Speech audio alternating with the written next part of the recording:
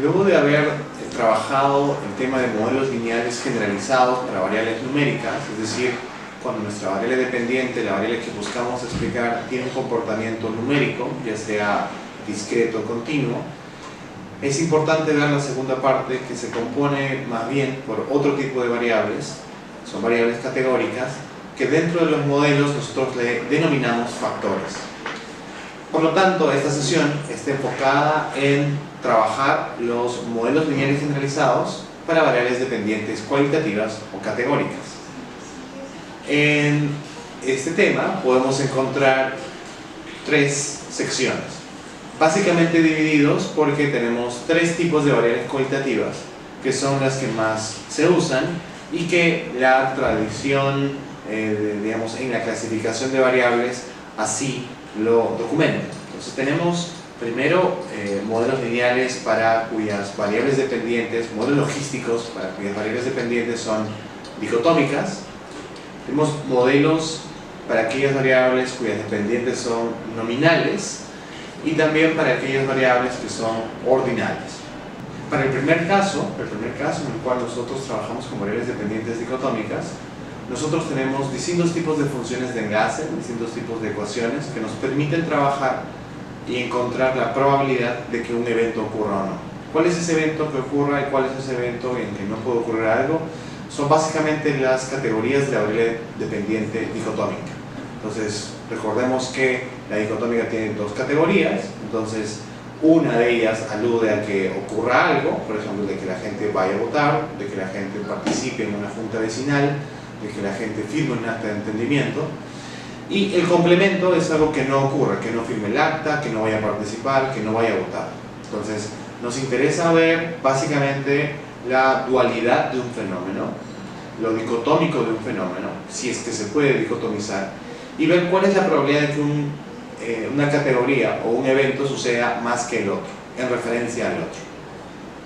Para ello, uno no tiene solamente una función de enlace, nosotros vamos a trabajar con una de ellas, que es la logística, pero también podemos encontrar la probit, que es otra función de enlace que nos permite a nosotros trabajar con ciertos tipos de distribuciones que tienen otro tipo de altitud, otro tipo de densidad, pero que se parecen bastante a la logística.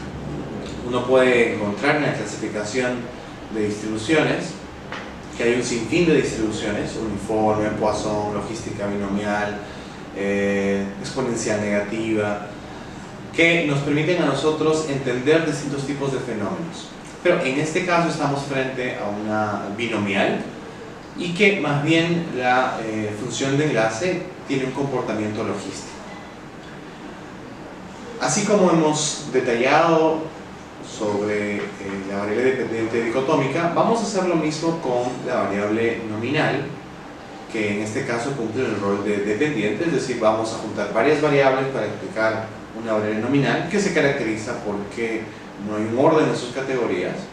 En este caso vamos a trabajar de un modelo denominado regresión logística multinomial. Es el nombre que lleva la regresión con dependiente dicotómica. Aquí también nos interesa comparar entre categorías, ¿okay? Porque una variable digamos, multinomial nominal tiene varias categorías que no están ordenadas, por lo tanto la comparación es entre ellas y no necesariamente en orden, sino que podríamos utilizar cualquiera de las categorías que tiene nuestra variable nominal, por ejemplo partidos políticos, por ejemplo estado civil, o una variable que agrupe distritos o provincias, y empezar a ver cuál es el tipo de probabilidad de que algo ocurra o no ocurra comparando estas categorías específicas. Por último tenemos la regresión logística ordinal. Es un modelo que nos sirve para poder trabajar con variables dependientes ordinales que se caracterizan por tener un sentido, un orden en sus categorías, y que a diferencia de la multinomial requieren de un requisito previo para poderse trabajar, y si nosotros pasamos ese requisito vamos a poder hacer conclusiones para toda la variable y podemos plantear ciertas jerarquías u órdenes también en la probabilidad de ocurrencia de un evento respecto de las categorías que tenemos en la variable ordinal. Para todos estos modelos, nosotros podemos tener un sinfín de variables independientes. Pero claro, no podemos explicar una variable con 15, 20 variables independientes. La idea es que nosotros podamos reducir la cantidad de variables independientes por el concepto de parsimonia, por el hecho de que no queremos cargar de error o de información espuria o de información que nos sirva y que más bien nos distorsione el modelo. Tenemos que especificar bastante bien qué variables nos interesan y qué variables, según la literatura especializada, se recomienda usar para poder explicar un fenómeno. Entonces nosotros hemos estado trabajando con un ejemplo en todo el curso y en este estadio vamos a hacer uso del mismo. Es el que aducía o digamos trataba de descubrir cuáles eran los argumentos más usados para que un juez digamos pueda dictaminar una sentencia de un caso de homicidio y que esta sentencia puede ser leve o más bien más grave, y que esta sentencia depende del tipo de argumento que se usa para defender al acusado. Habíamos encontrado que con, digamos, un análisis factorial y haciendo uso de un escalamiento óptimo, tres dimensiones o tres componentes generales de un conjunto de 9 variables. 9 variables que recogen información sobre distintos conceptos que se usan para poder explicar por qué alguien mata a otra persona.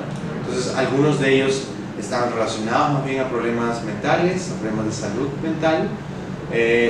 Un segundo estaba asociado más bien a la personalidad del esposo, al carácter, al tipo como era, si era un tipo pacífico, un tipo violento. Y por último había un concepto que se relacionaba con la defensa propia, la defensa personal, la necesidad de poder evitar cualquier daño que puede ser causado por algún perpetrador, que puede estar en la familia o puede estar en un vecindario. Entonces, la importancia de trabajar el análisis factorial y el escalamiento óptimo nos arrojó, digamos, tres conceptos más o menos confiables que nosotros nos permitían ya reducir el espectro de variables independientes. Ya no teníamos 9, sino que ahora teníamos 3, y estas 3 a su vez nos permiten explicar una variable dependiente. Para el primer caso que hemos comentado, que según la teoría y como hemos armado el curso es el caso 3, nosotros estamos frente a la variable dependiente dicotómica que se denomina culpabilidad atribuida. La culpabilidad atribuida tiene que ver básicamente con el veredicto. El veredicto en el cual digamos, se dicta la sentencia y de si es culpable o es inocente. Recordemos que, antes de todo, el diseño que orienta toda esta investigación es un diseño que tiene, por hipótesis nula, el hecho de creer que aducir defensa propia, defensa personal o personalidad abusiva, que tiene que ver con el comportamiento del esposo, es más o no efectivo con el jurado que aducir insanía o problema mental, ¿no?, en un juicio en el cual una esposa mata a su esposo.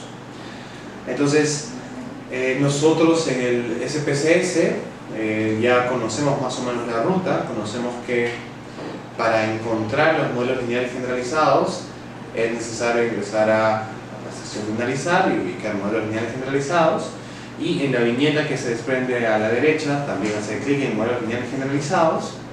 Cuando encontremos el primer interfaz, el primer cuadro de diálogo, hay que seleccionar básicamente las respuestas de tipo binario, tal como se encuentra en el slide número 5.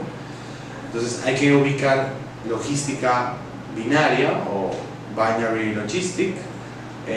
Debajo está binary probit y debajo está los censurados, ¿no? Entonces nosotros vamos a escoger la logística binaria y luego en respuesta, que es la viñeta que está al costado siguiente, nosotros vamos a ubicar como variable dependiente la variable veredicto.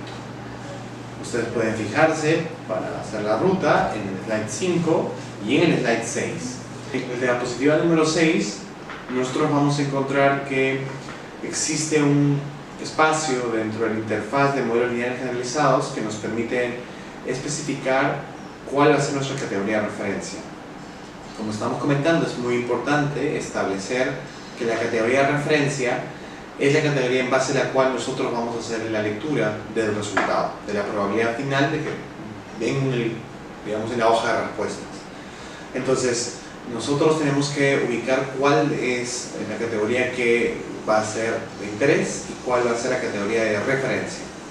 En el caso nuestro tenemos la variable veredicto. Esta variable está codificada con 0 para dar ideas sobre digamos, la categoría culpable, y codificada con 1 para la categoría inocente.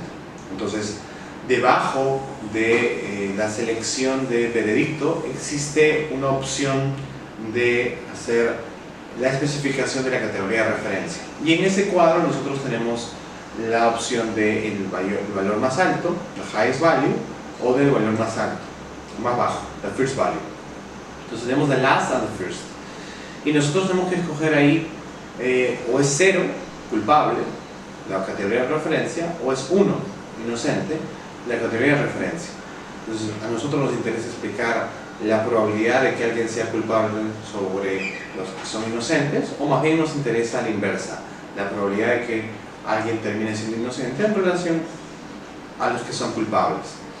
Evidentemente son lecturas complementarias, el signo va a cambiar, el porcentaje va a cambiar, pero es muy importante determinar que si no especificamos muy bien cuál es nuestra categoría de referencia, a la hora de hacer el análisis podríamos llevar a ciertos sesgos o a ciertas equivocaciones. Entonces, para poder evitar eso, uno especifica ex ante cuál es la categoría de referencia y cuál es la categoría de interés. La sección de modelos lineales generalizados tiene a su vez la opción de generar algunos resultados específicos, y en el slide 7 existe un pantallazo en el cual nosotros hemos puesto que hay que incluir digamos, el exponencial. El exponencial es importante porque es una estimación de parámetro que nos permite a nosotros entender cuál es el aporte de la variable independiente en el modelo que tiene como dependiente una variable dicotómica, y cómo va a ser esa probabilidad de cambio. Uno puede leer básicamente otros coeficientes que están en la tabla, pero con el xb, que es el exponencial, nosotros podemos darle una lectura mucho más rica, mucho más ilustrativa. También es importante que nosotros guardemos las variables que nos permitan entender los requisitos del modelo de regresión logística. Entonces tenemos, por ejemplo, que guardar los residuos estandarizados de Pearson, tenemos que guardar la distancia de Cook, tenemos que guardar la distancia de Lagrange, la categoría predicha, la categoría pronosticada, y también el valor predecido de la media de la respuesta. Estos elementos ya los hemos estado comentando cuando presentamos los requisitos del modelo lineal general o de regresión lineal simple y múltiple, y básicamente nos permiten entender cómo es que está nuestro modelo, si nuestro modelo es riguroso, si ajusta los datos, porque a la larga una inspección desde la estadística tiene que ver con que todos los elementos que estamos nosotros usando para explicar una variable dependiente se comportan o tienen un comportamiento similar al esperado por la teoría. Si hay un comportamiento distinto, entonces el estadístico, la herramienta, no va a funcionar como debería, no va a funcionar como se ha propuesto. Entonces es necesario hacer un diagnóstico, una evaluación del modelo para poderlo publicar, para poderlo presentar. Nosotros vamos a ver en el slide 9 que tenemos ya la variable dependiente dicotómica, que es veredicto, y en los resultados nos aparece básicamente la información del modelo, es la primera tabla que nos aparece en el output, y ahí nos aparece la variable dependiente, es inocente o culpable, la distribución de probabilidad, nos aparece una distribución binomial, y como función de enlace nos aparece el login. Abajo nos aparece, y hemos puesto ahí un llamado o una nota en la cual especificamos que el procedimiento modela inocente, es decir, una de las categorías, como la categoría de respuesta, y trata culpable como la categoría de referencia. Entonces, en este caso, nosotros hemos escogido la opción en la cual la primera categoría, el valor más bajo, es la categoría que nos interesa a nosotros tenerla como de referencia, y la categoría más alta es la categoría que a nosotros nos interesa saber como variable de interés, como categoría de interés. Entonces, los coeficientes del modelo se calculan en relación a la respuesta, a la categoría de respuesta. En el slide número 10 nosotros presentamos quizás una de las tablas más importantes en el modelo de logística binaria, porque es la cual nos va a permitir saber si lo que estamos haciendo está bien o no. Y para ello tenemos la prueba de Omnibus o Omnibus Test, que tiene una celda y el coeficiente de chi cuadrado, tiene los grados de libertad, que es un cuadrito que está al costado, una casilla al costado, pero nos interesa a nosotros estudiar de más de cerca la parte en la cual se comenta si es significativa o no, ¿okay? La relación que estamos planteando entre las variables independientes, que son problema mental, carácter del esposo, defensa personal, y a la variable dependiente dicotómica, que es veredicto. La pregunta que tenemos que respondernos es si el modelo que estamos proponiendo es útil o no. Y por la significancia, que es menor a 0,05, nosotros podemos decir que sí es significativo, que sí es útil. Entonces, recordemos que cuando es significativo, nosotros rechazamos la hipótesis nula. Y la hipótesis nula está fraseada en un sentido negativo, de que el modelo no sirve, de que el modelo no nos ayuda a entender el veredicto de los jueces. En este caso sucede todo lo contrario. Eso quiere decir que sí, estas variables, o alguna de ellas, o ellas en su conjunto, nos permiten explicar la variable dependiente. Ahora viene la pregunta: ¿todas las independientes son útiles? ¿Todas las independientes sirven en la misma magnitud? Pues para ello es importante ver cuál de ellas son significativas. Para ello, en el slide número 11 hemos puesto una tabla de estimación de los parámetros, Parameter Estimates, y en ello podemos encontrar una columna que se refiere a la significancia. Y ahí encontramos que las tres variables que hemos considerado, que son nuestras variables producto de un escalamiento óptimo o análisis factorial, son significativas, son valores menores al 0,05. Entonces, por esa parte, podemos garantizar que el modelo en su conjunto es significativo, y también que cada una de las variables es significativa, es decir, que cada una de las variables está aportando con un poco de su información para explicar el comportamiento de la dependiente. Eso es importante porque eso nos dice que nosotros hemos especificado bastante bien estas variables, y que estas variables más bien son las que sirven para explicar un comportamiento como este por parte de los jueces. Ahora vamos a ver ya no si son significativas o no, si explican o aportan, sino que vamos a ver cómo es que se comportan dentro del modelo, y para ello es importante ver el signo que tienen. No todos van a tener el mismo signo, y ese es el caso. Por ejemplo, defensa personal, ¿no? Nos aparece con signo positivo. Eso quiere decir que su relación con la variable dependiente es positiva, es directa. Y más bien, para el caso de FM, que es factor mental, el sentido es negativo. Eso quiere decir que la relación es inversa. Eso es interesante porque nos plantea más bien que a medida que nosotros usemos más el argumento del factor mental, el resultado de la variable dependiente va a ser a la inversa de lo que se piensa, ¿no?, teóricamente, y en función a lo cual ha sido categorizado la variable dependiente y cómo se ha escogido la categoría de referencia. Entonces encontramos, por lo pronto, que defensa personal y el carácter del esposo tienen una relación distinta a la de factor mental. Aquí encontramos que el signo indica si es directa o es inversa. ¿Okay? Entonces nosotros podemos ver con eso qué tipo de relación tiene la variable dependiente con las independientes. Con el coeficiente B, que es el que estamos leyendo, Nosotros sabemos que la defensa personal y el carácter del esposo aumentan la probabilidad de que la acusada sea declarada inocente, es decir, aumentan, ¿no?, 1. Y que el problema mental, que es la otra variable, incrementa la probabilidad de que sea declarada culpable.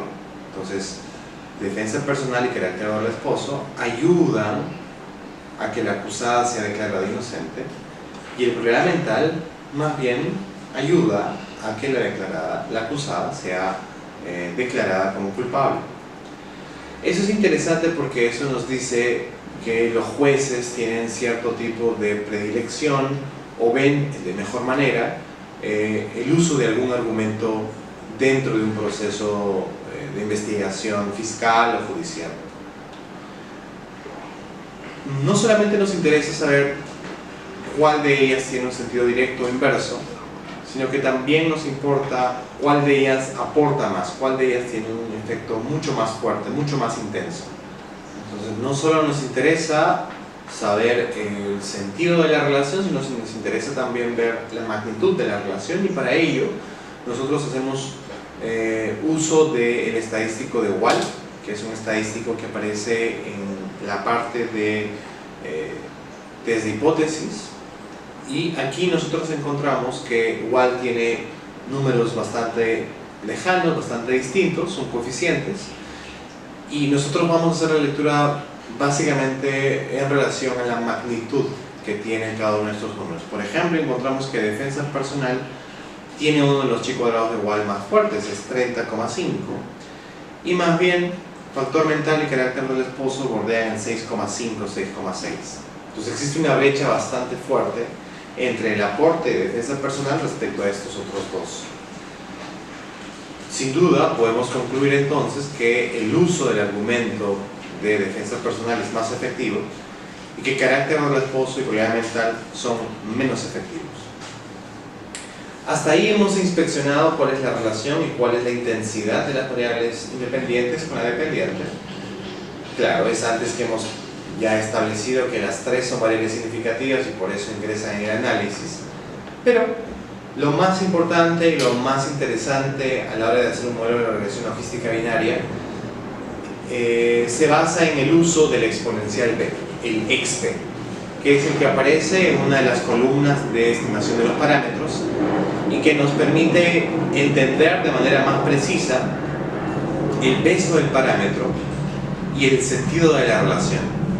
Entonces ahí podemos ver que los XB más o menos tienen un patrón a la hora de presentarse. Podemos encontrar que los XB mayores que 1, que son positivos, tienen un sentido directo, y que los XB menores de 1 son aquellos que tienen un sentido inverso. Entonces 1 es el punto de corte que nos permite entender cuál es el sentido de un XB, si es directo o es inverso. Y el peso será mayor cuando el valor del XB esté más alejado de 1. Entonces 1 es el punto de corte en el cual la magnitud de la intensidad es débil, y mientras más se acerque para la parte, mientras más se aleje para la parte negativa y más se aleje para la parte positiva, podemos decir que el aporte de la variable es mucho mayor. Entonces, en esta clave, con estos dos criterios, nosotros podemos leer las tres variables independientes de nuestro modelo. Para el caso de defensa personal encontramos que es 1,9. Eso quiere decir que es mayor que 1, es una relación positiva. Y como se acerca a 1, podemos plantear que, no es tan fuerte. Veamos ahora factor mental. Es, a diferencia de defensa personal, menor que 1, por lo tanto la relación es negativa, la relación es inversa, y como se acerca otra vez a 1, la magnitud no es tan fuerte. Por último tenemos carácter del esposo, que se parece a defensa personal, tiene una relación directa, pero la magnitud es mucho menor. Nosotros encontramos que el XB resume en buena forma lo que nos dice el Wald, chi cuadrado de Wald, y lo que nos dice el exponencial de B, con el B, el coeficiente B. Entonces, con el exponencial B nosotros tenemos una interpretación mucho más íntegra, mucho más conjunta, de cómo es que las variables independientes se relacionan con la variable dependiente. El xb a su vez es mucho más interpretable que el propio coeficiente b, que está en un valor logarítmico, pues el xb es un odds ratio, es una tasa, la tasa de la probabilidad de que ocurra o no ocurre algo. Por lo tanto es mucho más intuitivo, mucho más sencillo su abordaje. En el modelo general nos aparece que el intercepto, ¿okay?, tiene un valor de 2,3. Eso quiere decir que por cada culpable, por cada persona culpable en un juicio de este tipo, hay al menos 2 inocentes en la población. 2,3 debería ser, pero como no podemos partir una persona, vamos a trabajar con números enteros, digamos, bordean el número 2, serían 2 inocentes, ¿no? Acordémonos que estamos trabajando en relación a los culpables. Ahora veamos los xb de las otras variables. Precisamos ahí en el slide número 21 que en el modelo, si el odds ratio de defensa personal es 1,92, significa que al aumentar esta variable en una unidad, y decir una persona más, un caso más, la ventaja de ser inocente a ser culpable aumenta en un 92%. Ese 92% se va a encontrar restando el 1,92 con el 1, que es el número base, el número en el cual contiene la variable, y el exceso, el excedente, es la probabilidad de que ocurra el evento, ocurra el hecho de que seas inocente en relación a ser culpable. Veamos ahora cómo es la lectura para el tema de factor mental, que a diferencia del anterior tiene un signo negativo. En este caso podemos concluir lo siguiente: probabilidad mental disminuye, veamos que es negativo, es decir, es menor que 1, disminuye la ventaja de ser inocente a ser culpable, ¿okay? Esa es la relación que siempre estamos planteando, en un factor de 0,73. Esto quiere decir que en el complemento, ¿okay?, si a este número le restamos 1, sale menos 26,2. Y como sale menos 26,2, podemos decir que se reduce la probabilidad. Entonces, por lo tanto, no es bueno usar factor mental porque reduce la probabilidad de ser declarado inocente en relación a los culpables. De la misma forma podemos plantear la lectura para la variable factor del carácter del esposo. Por último, en el slide número 23, nosotros tenemos una tabla de bondad de ajuste. Esta tabla tiene varios indicadores. Nos vamos a quedar con el criterio de información de Akaike y el criterio de información bayesiano. AIC y BIC son dos indicadores que lo que hacen es sumar todos los errores que se han ido generando por cada una de las variables y nos genera una medida que es como la sumatoria de errores, que es como la desviación que tiene el modelo respecto a lo que es la realidad. Y para poderlo leer, para poderlo interpretar, se necesita comparar modelos, es decir, hemos corrido este modelo, ahora podemos usar esta tabla de bondad de ajuste, estos indicadores de AIC y BIC, para poderlo comparar con otro modelo que tiene otras variables, que tiene otras categorías, y que entre ellas nos interesa comparar y ver cuál de los modelos es mucho más interesante, mucho más riguroso, cuál de ellos se acerca mejor al fenómeno, es decir, en este caso, a encontrar con mayor probabilidad de que alguien sea declarado inocente en relación a culpable. Entonces, la fórmula de lectura es encontrar los valores mínimos. Si nosotros encontramos menores valores en este modelo respecto de otro, porque la idea es compararlo con otro, solo así, solo la tabla de bondad de ajuste no nos es suficiente, sino que es una lectura comparativa, nosotros podemos decir que este modelo tiene menos error, si es que tiene valores de AIC y BIC menores. Cuando tengamos valores mayores, vamos a desconfiar de este modelo y vamos a escoger el otro. Para este caso tenemos un AIC de 453 y un BIC de 469. Estos valores se tienen que comparar con los de los otros modelos y establecer cuál de ellos es mayor o menor, y el menor será el más atractivo en tanto que tiene una menor sumatoria de errores. Eso significa que tiene menos desviaciones. Eso quiere decir que su modelo se ajusta mejor a la realidad. En el slide número 24 hemos establecido un gráfico de dispersión de puntos que compara básicamente la distancia de Cook, que es una distancia que nos permite ver si hay valores influyentes o no en el modelo, con el valor pronosticado de la media de la respuesta.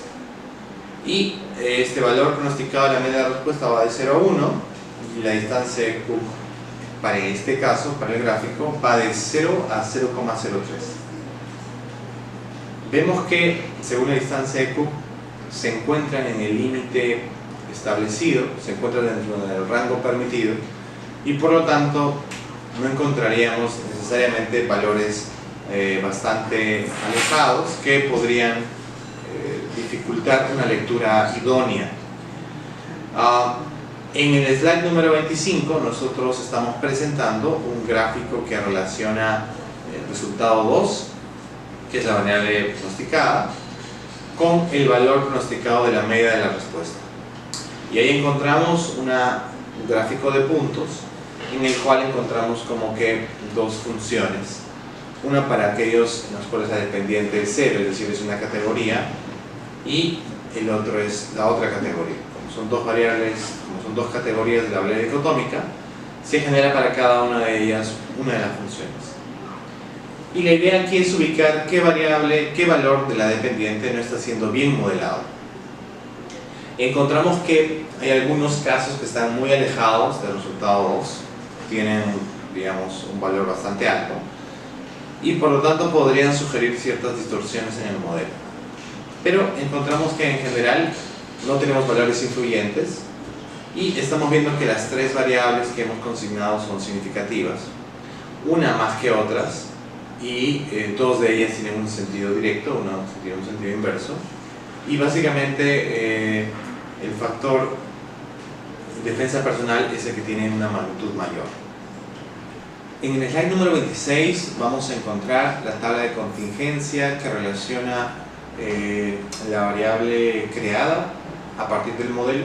Es una variable que pronostica cómo se va a comportar la variable dependiente, y se relaciona con la variable dependiente que tenemos en el modelo, la cual hemos usado como dependiente para explicar, para modelar. Entonces, cuando nosotros pusimos en el interfaz del modelo lineal general, a la hora de seleccionar las cosas que queremos guardar, le pedimos al SPSS que genere, que simule una variable, que cree en la base de datos una variable, que haga uso solo de la información de las variables independientes para explicar la dependiente. Es claro que la dependiente ya existe, pero nosotros en base a estas podríamos requerir o recrear cómo podría ser una variable dependiente solo con esas variables que estamos poniendo en la base de datos, estamos consignando en el modelo. Y luego la idea es pues comparar la variable dependiente que tenemos en el modelo, en la base de datos, y con la variable que hemos creado. Usualmente a esta se le llama variable esperada o variable pronosticada. Entonces, la idea es que estas variables se correlacionen o concuerden en la gran mayoría de sus casos. Es posible que alguno de ellos difieran, pero se espera que la mayoría tenga concordancia. Y para poder probar la concordancia, una buena clasificación, uno genera una tabla de contingencia, una tabla de clasificación que relaciona la variable creada con la variable que ya está en la base de datos. Entonces, nosotros estamos relacionando básicamente la variable predicto, que es una variable dicotómica, y para ello nosotros tenemos que generar una tabla de contingencia cuadrada que tenga la categoría inocente y culpable por parte de la fila, y por parte de las columnas también inocente y culpable. Y de esta manera encontrar cuatro cuadrantes en los cuales nosotros podamos distinguir cuántos de los que han sido pensados como culpables en la variable pronosticada son verdaderamente culpables en la base de datos. Lo mismo con inocentes. ¿Cuántos de los inocentes que son considerados en el modelo como tal, pronosticados, lo son digamos, en un proceso real, que es el que se ha recogido en la base de datos, y cuántos de estos comparten esta misma posición. Entonces, tenemos ahí la tabla de contingencia y hemos puesto que, por ejemplo, en la base de datos, ¿okay?, hay 25,6%, ¿okay?, que se consideran culpables y que también en el modelo han sido reconocidos como tal. Entonces, es un porcentaje de 25,6%.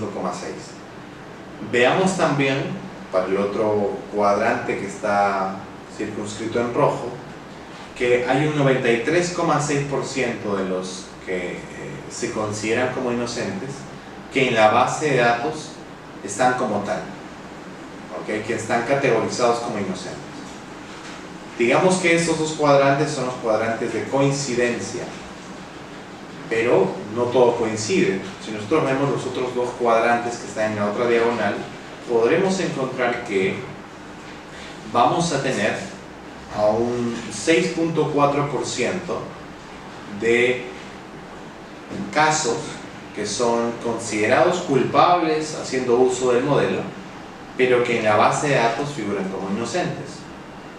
Y de la misma forma, vamos a encontrar un número bastante alto, un número de 74,4% de casos que según el modelo, según esas variables independientes, son considerados inocentes, pero que en nuestra base de datos aparecen como culpables. Entonces, ahí encontramos una pésima clasificación para estos dos cuadrantes, pero para los dos primeros, bastante alentadora. Para poder decir en qué categoría se clasifica mejor, nosotros tenemos a la derecha un porcentaje de totales en la misma tabla, en la cual dice culpables 12,4%, y en el caso de inocentes 87,5%. Total al final aparece 100%. Eso quiere decir que en el total, digamos, estamos tratando de clasificar todos los casos, pero encontramos que hay en el caso de culpable estamos clasificando bien un 12,4%, y en el caso de inocente estamos clasificando bien solo un 87,5%. Para poder comprobar esto y para poder tener otro indicador de que más o menos estamos haciendo una buena lectura, la lectura es la indicada, tenemos el estadístico de capa. Capa o capa de Fleiss con doble P, con K, nos permite ver el acuerdo que existe entre dos variables que tienen el formato de dicotómicas. Entonces, la idea es ver la variación que tienen y si esa variación se parece, ¿no? Y tenemos ahí en la tabla que aparece en el slide número 26 que son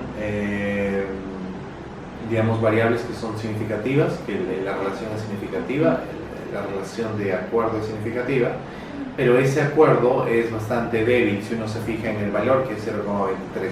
El valor se lee igual que el R de Pearson, y en este caso nos dice que es un acuerdo bastante simple. Uno esperaría valores lejanos a 0, cercanos a 1 o a -1 para poder decir que el acuerdo es fuerte. Entonces es una relación significativa pero débil. Ya habíamos comentado lo que aparece en el slide 27, es un slide en el cual se presentan indicadores para ver la bondad de ajuste del modelo. Nos interesan valores más pequeños, menores. Es una lectura comparada, es decir, no vamos a leer el modelo o vamos a leer la bondad de ajuste solo leyendo esta tabla, sino la idea es comparar este modelo junto con otros. Tenemos la multinomial o la regresión logística ordinal que vamos a ver en un rato, y la idea es comparar los AIC, que son los criterios de información de Akaike, y los BIC, que son los criterios de información bayesiana. La idea es quedarnos con el menor valor. Vamos a pasar a la regresión logística multinomial. En este caso tenemos una dependiente que es nominal, que es culpabilidad atribuida. Estamos haciéndola pasar como tal, nosotros sabemos que tiene un orden, tiene una intensidad, pero estamos haciendo esto porque nos permite entender primero que para cada categoría de la variable dependiente, que es nominal, se va a generar un modelo. Entonces no vamos a tener un modelo solo como en el caso de la regresión logística binaria, como el que teníamos antes, sino que más bien ahora vamos a tener para cada categoría de la dependiente un modelo. Entonces si son 7 categorías, vamos a tener 7 modelos. Eso hace un poco más complicada la lectura, pero con ciertos tips podemos ayudar a que podamos básicamente destacar o relevar lo más importante. Lo primero es encontrar que existe significancia global, eso vamos a verlo con el interfaz clásico que se presenta en el slide número 29, que el modelo se ajusta, es decir, que el modelo final es significativo. Eso quiere decir que las variables independientes que hemos consignado para explicar la dependiente son útiles, sirven. ¿Okay? ¿Qué es el interfaz clásico? Pues básicamente hacer uso del módulo o de la sección en el SPSS que se encuentra en analizar regresiones y regresiones nominales o multinomiales. Luego de ver si todo el modelo es significativo, es importante ver si cada una de las variables lo es. Corroboramos lo mismo en la tabla que se llama contrastes de la razón de verosimilitud, y ahí podemos ver que todas son significativas, es decir, que son menores de 0.05, y por lo tanto cada uno de estos indicadores o variables que hemos creado sirven para entender la dependiente. Lo que les comentaba está en el slide 30, es decir, tenemos 7 modelos ahí. Si se fijan bien, para cada categoría de la dependiente tenemos las 3 variables independientes. Lo que nosotros tenemos que destacar es que la lectura empieza por la significancia, luego vamos al coeficiente b, luego vamos al chi cuadrado igual, y por último llegamos al exponencial b. En el slide 31 nosotros presentamos el exponencial b, que es para el caso de defensa personal. Es un valor de 6.16 y es uno de los valores más altos que hemos reportado hasta la fecha, que nos dice que el sentido es directo porque es mayor a 1, y que al ser 6 veces, ¿okay? Es decir, contiene a la propia variable, contiene una unidad, entonces estamos hablando de 5 veces, ¿okay? La relación que existe entre inocente y completamente culpable. Entonces incrementa la probabilidad en 5 veces el hecho de aducir defensa personal, ¿okay? En relación a los culpables. Entonces es un argumento bastante usado, bastante atractivo. Estamos viendo que tiene un efecto bastante interesante, y puntualmente en la categoría que se denomina la categoría se considera completamente inocente.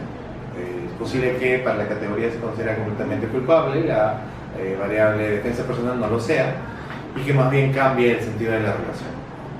Vamos a pasar ahora al caso 5, que es la regresión logística ordinal. Básicamente es una extensión de la multinomial, solo que tiene un requisito, una prueba adicional, que es la prueba de líneas paralelas, que vamos a encontrarlo en el slide número 33. La hipótesis nula es que existe paralelismo. ¿Qué es paralelismo? Es un requisito de la regresión logística ordinal, que lo que busca es que nuestras variables independientes puedan explicar la variable dependiente en un mismo sentido. Es decir, que, por ejemplo, al tener 7 categorías en la dependiente, no es posible que 2 o 3 de ellas tengan un sentido inverso con las variables independientes y las siguientes 4 tengan un sentido directo con las independientes. La idea es que todas tengan un sentido positivo o negativo. Entonces, para ello se necesita el paralelismo, porque la idea es que las variables independientes puedan explicar de la misma forma, uniforme, paralela a las categorías de la variable dependiente. No puede ser que una categoría que tiene mayor intensidad o mayor interés tenga un sentido inverso a una precedente. Sería muy contradictorio, no se podría leer bien. Entonces, algo que hay que respetar es el paralelismo, y para ello uno activa esa opción en el interfaz clásico, en la regresión ordinal, y se genera una tabla que aparece en el slide 34, que se denomina prueba de líneas paralelas, y lo que a nosotros nos interesa es encontrar la no significancia, porque nuestra hipótesis nula es que existe paralelismo. ¿Cómo encontramos paralelismo? Nos ha salido 0,06, mayor que 0,05. Nosotros podemos hacer uso de la tabla de parámetros estimados de la regresión ordinal, que se parece bastante a la que hemos estado viendo para el caso multinomial. Nosotros tenemos que se generan